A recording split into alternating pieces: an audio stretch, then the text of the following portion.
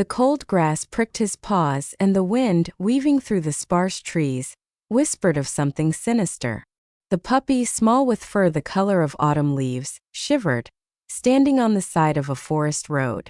Just moments ago, his world was warm with the scent of his mother's milk, the soft hands stroking his back, and the creaking basket in the corner of a room. Now the slam of the car door still rang in his ears. The roar of the engine, the red lights disappearing into the darkness, and the silence, so heavy it seemed to press him to the ground. He stared where the car had vanished. For a long time, his large, still unaccustomed to the world eyes searched for anything familiar. Maybe they'll come back? Maybe it's a mistake? He whined thinly, mournfully, until his throat was dry. But the road remained empty. No one returned. The puppy took a step, then another. His paws buckled not from hunger but from fear. He was too small to understand why he was left behind. Why the warm hands that had fed him from a bowl just yesterday suddenly became so cold. The forest around him was vast, alien, full of rustles and shadows. Somewhere in the distance an owl hooted, and the puppy pressed himself to the ground, hiding his face in the grass. He trotted forward, not knowing where he was going, just walking because standing still was even more terrifying. His little heart beat so loudly it drowned out everything else. He called out, first loudly, then quieter, until he fell silent entirely. He knew no one would hear, no one would come. By morning, the forest began to thin out. The puppy caught a new scent. Smoke, food, voices. He followed the smell, stumbling over roots and stones. His fur was damp with dew, and his stomach growled as if a whole flock of sparrows had taken up residence there. He didn't know what awaited him, but instinct guided him toward the lights, toward the people, toward the hope of warmth. On the outskirts of Maplewood, a small town bathed in autumn colors, he saw houses for the first time. They were large, with smoking chimneys and bright windows. The puppy stopped at a fence, watching a woman in a colorful scarf hang laundry. He yapped timidly, barely audibly. The woman turned, looked at him, and turned away. "Get lost, you flea-bitten mutt," she snapped without looking back. The puppy lowered his head and trotted on. He didn't know what flea-bitten mutt meant, but he understood he wasn't welcome here. He walked down narrow streets, past cars that roared so loudly he pressed his ears down, past children who laughed and threw sticks at him, past an old man who tossed him a crust of bread, only to swing his cane when the puppy came closer. By evening he found a shelter, an old cardboard box under a park bench. It smelled of dampness and something sour, but it was better than the open wind. The puppy curled into a ball, trying to get warm. His paws were still trembling, but now it wasn't just from the cold.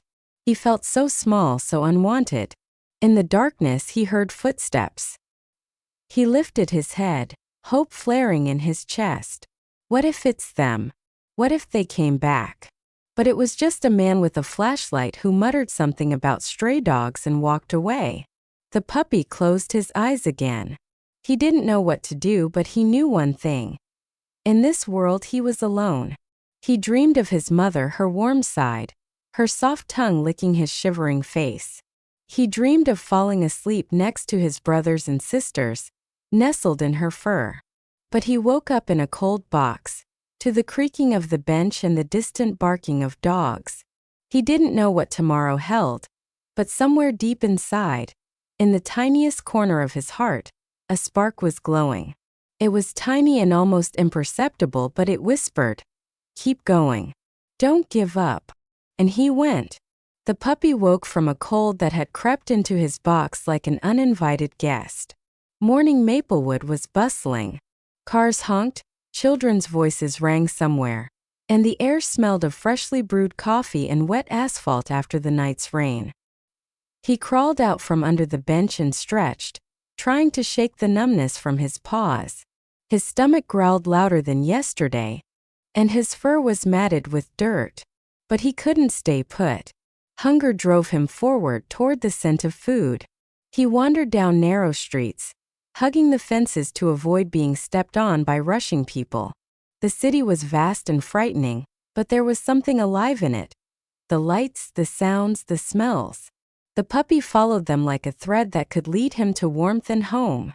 He didn't know what home was, but he remembered the feeling of not being scared to fall asleep. Near the market, his nose caught the aroma of fried chicken. He stopped at a stall where an elderly woman in an apron was arranging pieces of meat. The puppy sat down, looking at her with his large eyes and yapping softly. The woman looked at him, and for a second he thought she smiled. But then she waved her hand. "Get out of here. You'll scare away my customers," she yelled. The puppy jumped back as an empty plastic bottle flew past him. He ran without looking back until he found himself by the trash cans behind a store. It smelled of food, old and mixed with something sour but still food. He rummaged through the pile until he found a crust of bread and a piece of cheese covered in mold. The puppy devoured his find greedily, feeling the hunger subside a little. The days blended into a single gray blur. He slept wherever he could, under cars, in alleys, in piles of fallen leaves. Sometimes he got scraps. A boy in a school uniform threw a half-eaten sandwich. An old woman at an apartment entrance left a bowl of soup, but then chased him away when he came closer. More often, people simply didn't notice him. They walked past, busy with their own affairs, their conversations, their lives. The puppy got used to being invisible. Once he came across two large dogs. They were rummaging through trash behind a cafe. Their fur was matted, and their eyes were wary. The puppy froze, hoping they wouldn't notice him. But one of them, a black one with a torn ear, raised its head and growled. "Get out, runt!" it snarled, baring its teeth. The puppy backed away, his ears flattened. He didn't know how to growl back, didn't know how to defend himself. The second dog, a skinny and gray one, just looked at him and turned away as if he wasn't worthy of its attention. The puppy turned and ran until he hid behind an old box.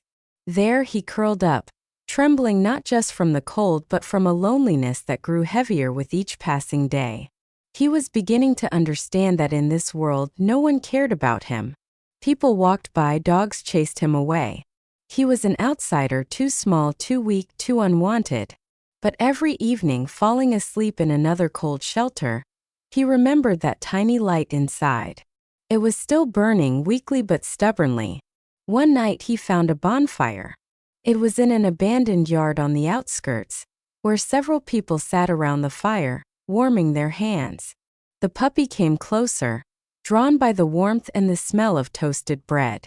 He sat at a safe distance, watching the flames dance in the darkness. One of the men noticed him.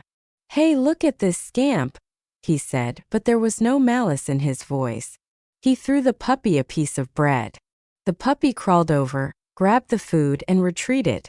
The man laughed but didn't chase him away. For the first time in many days, the puppy felt something akin to hope. He ate the bread, lay on the ground, basking in the fire's warmth, and closed his eyes. He dreamed that he wasn't alone, that someone warm was lying next to him, just like his mother. But in the morning the fire was out, the people were gone, and the puppy was alone again. He stood up, shook himself off, and trotted on, led by that same stubborn light that refused to go out. The puppy trotted along the outskirts of Maplewood, where the houses became sparser and the streets dissolved into wastelands littered with rusty cans, scraps of plastic, and last year's leaves. The sky was a fiery crimson, as if someone had spilled a bucket of paint on the horizon, and the shadows, long and cold, stretched toward him like fingers. His paws ached from the endless journey. His fur was matted with dirt and dampness, and hunger was no longer just a rumbling in his stomach. It had become a part of his very being, like breathing, like a heartbeat. But the puppy kept going, led by a thin voice inside that whispered, "Search, find something." He turned into a narrow alley where the air was heavy with the smell of dampness and decaying remains. There, behind a pile of old boards, he noticed movement. Dark silhouettes, large and angular, emerged from the twilight. 8 dogs battered by life, with fur matted with dirt and scars, with eyes that glowed in the gloom like embers. They didn't bark, didn't growl, didn't lunge, they just stood watching him. Their gazes were heavy as stones. And because of this, the puppy froze, as if rooted to the asphalt. He lowered his head, pressing his ears flat against his skull. His tiny body trembled, his legs gave way, and he sank to the cold ground. The pack moved slowly, encircling him. Their footsteps were almost silent, but each sound resonated in his chest like a blow. The puppy squeezed his eyes shut. He didn't know what would happen next, but he felt this was the end. He waited for the pain, the teeth, the darkness that would swallow his small, unwanted world. He waited for everything to disappear. His loneliness, his fear, his weakness. Time stood still. He heard their breathing, deep and uneven, smelled their street-soaked fur, and something that hinted at life. His heart was pounding as if it wanted to break free and run to a place of safety. He didn't dare to open his eyes, didn't dare to move. He just waited, huddled in a ball, ready for this alley to become his final resting place. But nothing happened. A few seconds passed, long as an entire lifetime. The puppy was still trembling, but the pain didn't come. Instead, he felt warmth. Someone nudged his side. Gently, softly, like his mother used to when he slept next to her, nestled in her warm fur. This touch was so unexpected, so alive, that the puppy flinched, not from fear but from surprise. He slowly opened his eyes, afraid it was a dream that would melt away like the morning fog. A gray dog sat before him. Her fur was tangled. One ear was torn, and there were old scars on her face. But her eyes, they were soft, deep as lakes, reflecting not malice but something long forgotten, kindness. She leaned in and licked his face slowly, as if comforting a child after a long cry. The puppy froze, not understanding. His heart was still beating, but now there was something new in its rhythm. A timid, almost intangible feeling. He looked around. The other dogs stood motionless. Their gazes no longer seemed so heavy. One of them, an old dog with graying fur on his face and tired eyes, lay down heavily nearby, resting his head on his paws. His breathing was hoarse but calm, and in that sound there was something soothing, like the rustle of leaves in the wind. The puppy looked at him and their eyes met. There was sadness in them, but not malice, no threat, as if the old dog saw something in the puppy that reminded him of the past. Another dog, thin with a long snout and scars on his sides, stepped closer. The puppy instinctively tensed, expecting a blow or a growl, but the dog only nudged a dry crust of bread toward his paws. The crust was hard and smelled of dust and the street, but it was food. The puppy looked at it, then at the dog, then at the pack. No one moved, no one growled, no one tried to take it away. They just waited, silently, as if they knew what it was like to be hungry and alone. He cautiously reached for the crust, expecting a trap at any second. But the pack didn't stir. The puppy grabbed the bread and began to gnaw, feeling the hard crumbs scrape his gums. But the hunger was receding, filling his weak body with some strength. The gray dog lay closer. Her warm side touched him. For the first time in all these days, he didn't feel lonely. For the first time, he wasn't invisible. The pack was silent. They didn't bark, didn't fuss, didn't fight over food like the dogs by the trash can at the market. They were simply there. And in their silence, there was something more than words. The puppy didn't understand why they hadn't chased him away like the others. He didn't understand why they were sharing what was likely their only meal of the day. But their gazes, their breathing, their presence told him, "You're not an outsider." When he finished the crust, the gray dog licked his face again, as if wiping away the traces of fear. The old dog lifted his head and let out a quiet snort, as if in approval. The puppy looked at them, at their battered faces, at the scars, at the tired eyes. They were just like him, discarded, forgotten, but still alive. Their fur smelled of the street, their paws were worn from long roads, but in their hearts the same spark burned as in his. Night descended on the alley, black and thick, but now it didn't seem so frightening. The pack began to move slowly like shadows. The gray dog stood up and looked at the puppy. Her gaze was soft, but there was a strength in it. Not the kind that frightens, but the kind that calls you to follow. The puppy didn't know where they were going, but when she took a step, he stood up and followed her. His paws were still trembling, but now it wasn't just weakness. It was hope, timid and almost intangible, but it was there. They walked across the wasteland past rusty cars and broken fences. The puppy stayed behind, afraid of falling behind, afraid the pack would disappear like smoke. But the gray dog would look back from time to time and her gaze said, "Don't be afraid, we're here." The old dog trudged alongside. His steps were heavy but steady. The other dogs walked in silence. Their silhouettes blended with the darkness, but the puppy felt them. Their warmth, their breathing, their life. They stopped at an old shed where the wind couldn't get through the cracks, and the ground was dry. The pack lay down one by one, forming a circle. The puppy froze, not knowing what to do, but the gray dog lay down closer to him. Her side was warm like his mother's. She looked at him, and in her eyes was something the puppy couldn't understand but felt with all his heart. He cautiously lay down next to her, nuzzling into her fur. The old dog snorted and closed his eyes as if saying, "Everything will be okay." The puppy lay there, listening to the pack's breathing. For the first time in many days, he wasn't afraid to fall asleep. For the first time, he wasn't alone. His little heart beat steadily, and that tiny spark inside, which had refused to go out all this time, became a little brighter. He didn't know what tomorrow would bring, but he knew that today he wasn't an outsider. And that was enough. The puppy woke to the soft light filtering through the cracks of the old shed. For the first time in a long time, he didn't flinch from the cold or fear. The warm side of the gray dog was still there. Her breathing was even like a lullaby. The other dogs were lying around. Their bodies formed a circle, in the center of which he felt protected. The old dog with the graying fur was snoring lightly. His paws twitched in his sleep, as if he was running through invisible fields.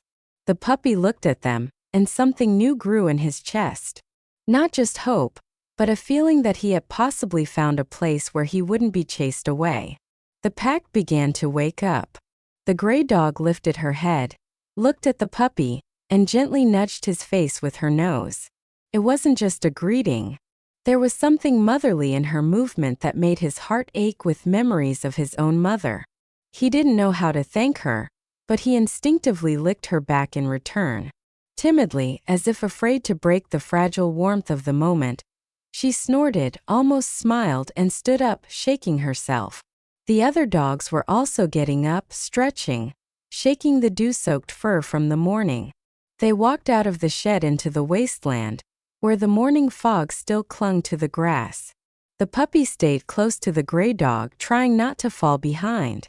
The pack moved in unison as a single unit. Their steps were confident but unhurried. They knew these streets. They knew where to look for food, where to hide from people, where to find warmth. The puppy looked at them with reverence. They weren't just dogs. They were a family, bound not by blood but by something greater. At the trash cans behind an abandoned gas station, the pack stopped. The thin dog with the long snout was the first to dive into the pile, pulling out a piece of bread and some leftover fish. He didn't eat it himself. He put the food in front of the gray dog, and she, in turn, nudged the piece toward the puppy. He froze, not believing it. They had shared with him yesterday, but he thought it was a fluke. Now he looked at the food, then at the pack, and his eyes filled with wonder. "Eat," the gray dog's gaze seemed to say. The puppy cautiously took the piece of fish, feeling his mouth fill with saliva. He ate slowly, as if afraid the food would disappear. The pack didn't rush him. The old dog lay nearby, watching the morning sun break through the clouds. The other dogs scattered across the wasteland, sniffing at something in the grass, but no one tried to take the food from the puppy. He finished eating and looked at the gray dog. She nodded as if saying, "You're with us." The day was long. The pack led him through the city, past noisy streets and quiet yards. The puppy learned. He watched how the gray dog avoided people without raising her eyes but also without showing fear. How the old dog froze, listening to sounds before entering an open space. How the thin dog with the long snout skillfully dodged a thrown stone without losing his dignity. The puppy tried to imitate them, although his paws still stumbled and his heart froze at every loud sound. By evening they found a shelter, an old gazebo in an abandoned park, where ivy climbed the wooden posts and the benches were covered with moss. The pack lay down and the puppy, without hesitation, snuggled up to the gray dog. She didn't move away but only slightly turned her head, so he could get comfortable. The old dog, lying nearby, opened one eye and snorted, as if in approval. The night was cold, but the puppy no longer trembled. He lay listening to the pack's breathing, feeling the warmth of their bodies. For the first time he fell asleep without fearing he'd wake up alone. But somewhere deep in his heart, fear still lived. What if this is temporary? What if they chase him away tomorrow like the others? He squeezed his eyes shut, trying to push away these thoughts, and burrowed deeper into the gray dog's fur. The next day the pack moved on. The puppy walked behind them, trying to stay closer to the gray dog. He noticed she was limping. Her right paw dragged slightly, but she didn't stop or complain. He looked at her with admiration, feeling a desire to be just like her, strong despite the pain. At one of the houses they stopped. From an open window, the smell of soup wafted out, and the puppy felt his stomach growl again. A woman in the window noticed the pack and came out onto the porch. The puppy tensed, expecting shouts or stones, but she only placed a bowl of leftover porridge on the ground. "Eat, you poor things," she said softly, and there was tiredness in her voice but not malice. The pack didn't rush to the bowl. The gray dog looked at the puppy and gently nudged him with her nose, as if inviting him. He walked over, afraid the woman would change her mind, but she just sighed and went back inside. The puppy ate, feeling the warmth of the porridge spread through his body. The pack waited until he finished and only then approached the bowl. This small gesture, their patience, their willingness to share, touched the puppy to the core. He didn't know how to tell them how he felt. He just licked the gray dog's face, and she responded in kind, her eyes shining with a soft light. But the world wasn't always kind. Later at the market, some boys noticed them. They started yelling, throwing sticks, and laughing. The puppy pressed himself to the ground. His heart pounded, but the gray dog stepped forward. Her limp disappeared, and a steely resolve appeared in her eyes. She didn't growl or bark. She just stood there, and that was enough to make the boys back off. The puppy watched her, and a new feeling grew in his chest. Not just gratitude but a desire to be like her, to protect. By night, the pack returned to the gazebo.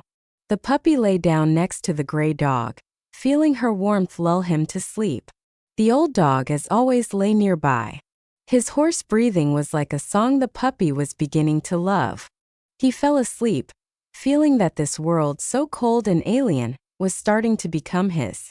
He didn't yet know how to be a part of the pack, but he felt they had accepted him. And that was a miracle he didn't dare to explain but which warmed his heart like a warm ray on a cold day. The puppy woke to a quiet rustle. The gray dog had stood up, shaking her fur, and walked out of the gazebo to breathe the morning air. Morning Maplewood was enveloped in fog, and the smell of wet grass mixed with the distant aroma of bread from the bakery. The puppy stretched, feeling how his body, still fragile but a little stronger, responded to the new day. He looked at the pack. The old dog with the graying fur lay there, squinting at the sun. The thin dog with the long snout was sniffing at the roots of the ivy, and the other dogs were quietly communicating with soft snorts and glances. The puppy no longer felt like an outsider. He was part of this circle, this silent agreement that bound them all. Days blended into weeks, and the puppy learned to be a part of the pack. He followed them, at first staying behind, afraid his presence was still temporary. But the gray dog always looked back, and her soft gaze seemed to say, "You're here, you're ours." Gradually he grew bolder, started walking next to them, sometimes even running ahead, sniffing out trails or puddles that might hide food. His paws grew stronger, his fur a little thicker, and his eyes more attentive. He looked at the world not with terror but with curiosity, because he knew the pack was at his back. The gray dog taught him how to hide when two legs yelled or threw stones. She showed him how to freeze when cars roared too close, how to avoid traps. Shiny cans that smelled of food but could snap shut. The old dog taught him to listen, to freeze with flattened ears to catch footsteps, voices, and danger. The thin dog with the long snout taught him to search, to dig through trash, to find food where there seemed to be none. The puppy absorbed everything like dry earth absorbs rain. He wanted to be useful, wanted to be like them. Strong despite their scars, calm despite their hunger. One evening, the pack stopped by a river where the water glittered under the moonlight. The puppy watched as the gray dog drank, her tongue carefully touching the surface. He walked closer, imitating her, and for the first time, he felt the cold water wash the dust from his face. She looked at him, and there was something new in her eyes, pride.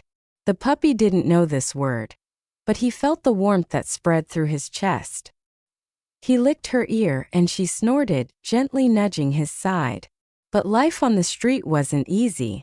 One day near the market, they came across a stray male, large with black fur and scars that spoke of dozens of fights. He growled, looking at the pack, especially at the gray dog who was limping more heavily after a long day. The puppy felt his fur stand on end. He didn't know what to do, but something inside him, that same spark that had burned since the first day, flared brighter. The black dog stepped closer, baring his teeth. The pack tensed, but the gray dog didn't move. She stood there watching him, calm but ready. The puppy didn't think. He rushed forward. His little bark was thin, almost comical. But he didn't back down. He growled for the first time in his life, and the sound surprised even himself.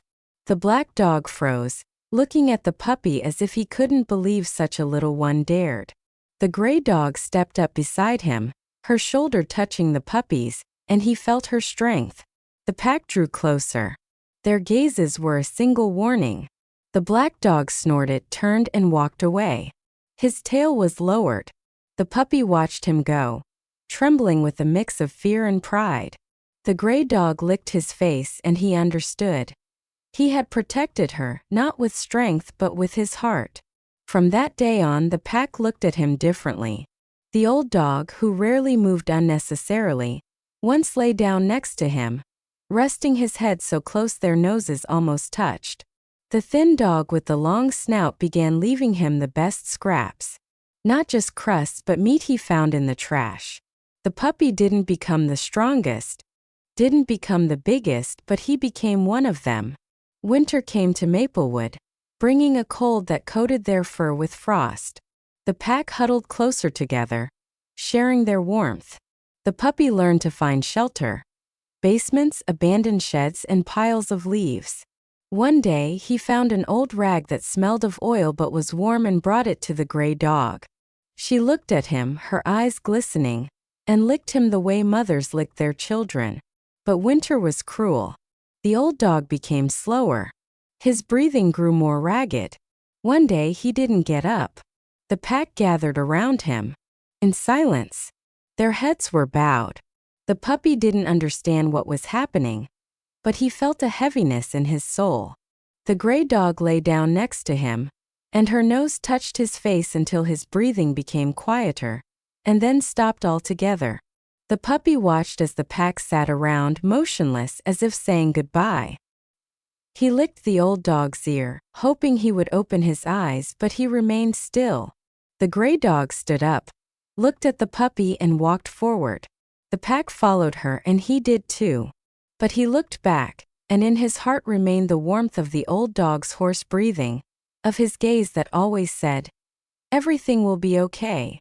Spring came with the smell of blooming trees and a warm wind. The puppy had grown not in size but inside. He was no longer that trembling ball of fluff waiting for the end in an alley. He knew how to find food, how to hide, how to protect. But most importantly, he knew that a pack isn't about blood. It's about those who didn't leave when you were trembling, who shared their bread even if they had nothing, who lay next to you when the world was too cold. One day by the river, the puppy saw his reflection. He didn't recognize himself. His eyes became deeper, his fur thicker, and his movements were confident. The gray dog stood nearby. Her limp was still noticeable, but she was as strong as ever. He nudged her side and she responded in kind.